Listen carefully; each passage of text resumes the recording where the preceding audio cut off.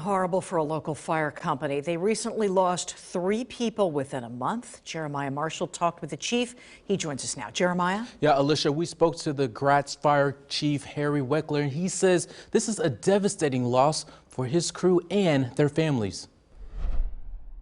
For the Gratz Fire Company, the COVID-19 virus has taken a huge toll on their first responders. We want to be there to have their back, to basically do whatever they would need to have done. Fire Chief Harry Welker says early December, the crew had a firefighter pass away due to COVID. And last week, the wife of the vice president of the fire company died. And just hours later, on the same day, another firefighter, Scott Dreyer, president of the fire company, died due to COVID. A procession was held in his honor. He had a very warm and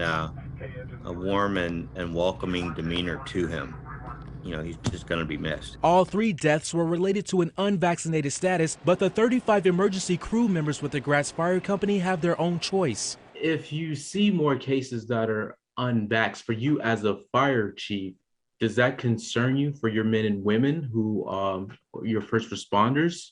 Because it seems like you could lose more. It doesn't totally scare me, but it sort of, it makes you think twice about doing what you're doing at sometimes. Chief Welker says to have so many communities come together and salute those that have lost their lives to COVID is an honor. You know, we know one another and we know of people, and it doesn't matter if you've never met them, if you know of them and they're a good person, they're your brother in that respect. And Chief Welker also says most of the crew are younger and healthy. As for these recent deaths, he said there's no telling if an underlying health condition was a factor. In studio, Jeremiah Marshall, ABC 27 News.